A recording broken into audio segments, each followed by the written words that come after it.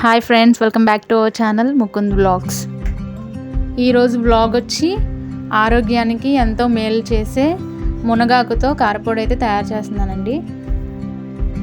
ఈ కారపొడి కూడా చాలా ఈజీగా క్విక్గా అయితే చేసేయచ్చు, ఒక 5 మినిట్స్లో. ఈ కారపొడి చాలా టేస్టీగా కూడా ఉంటుందండి.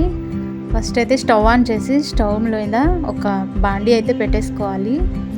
కొంచెం హీట్ ఎక్కిన తర్వాత ఒక 2 టేబుల్ స్పూన్స్ ఆయిల్ అయితే వేసుకోవాలండి. ఎక్కువ ఆయిల్ అయితే పట్టదు ఈ రెసిపీకి.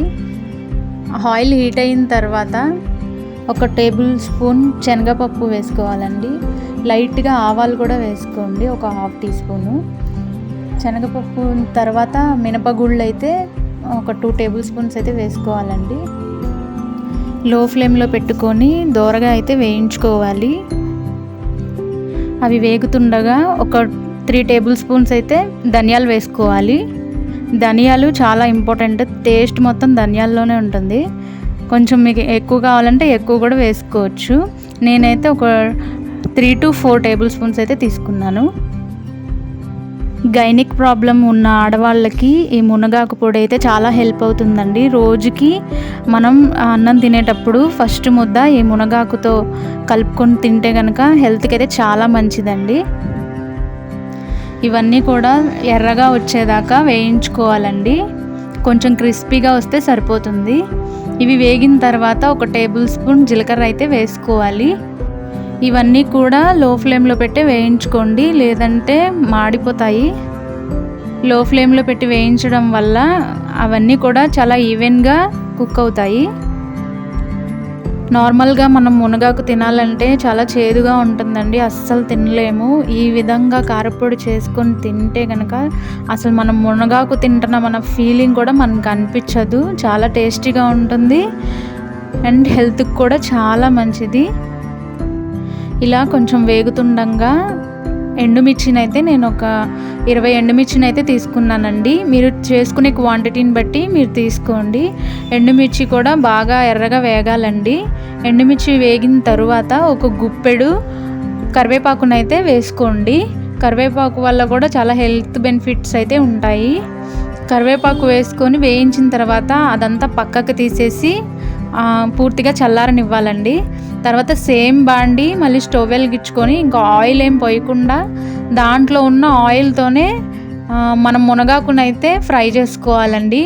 నేనైతే బాగా కడిగి తీసుకున్న మునగాకండి. అది బాగా కడిగి కొంచెం సేపు ఫ్యాన్ గాలికి ఒక గంట ఆరబెట్టి తీసుకున్నాను.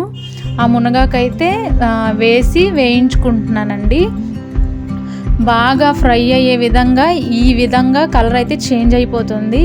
పట్టుకుంటే ఇట్లా క్రిస్పీగా అనిపించాలండి. ఇలా వస్తే సరిపోతుంది, కారపొడికి కరెక్ట్ టెక్స్చర్ వచ్చినట్టే.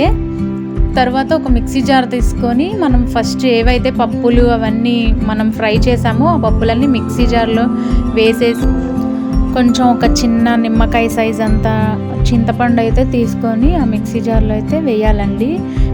అదే మిక్సీ జార్లో మన టేస్ట్కి తగినంత సాల్ట్ అయితే వేసుకొని ఫైన్ పౌడర్ లాగా మిక్సీ అయితే చేసుకొని పక్కన పెట్టేసుకోవాలండి.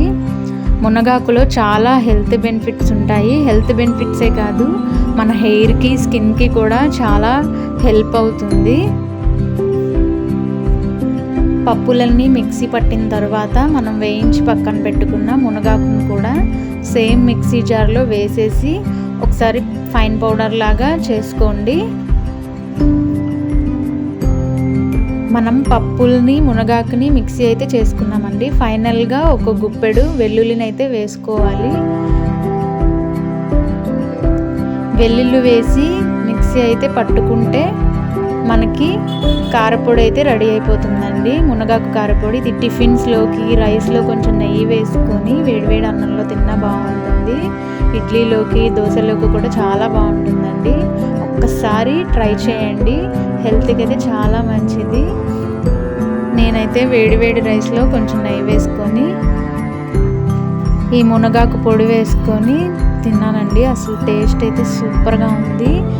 ఐ హోప్ మీకు ఈ వీడియో నచ్చిందని నేను అనుకుంటున్నాను. మీకు కనుక నచ్చితే ఒక్కసారి ట్రై చేసి నాకు కామెంట్ చేయండి. ఈ వీడియో మీకు నచ్చినట్లయితే మన ఛానల్ని సబ్స్క్రైబ్ చేయండి.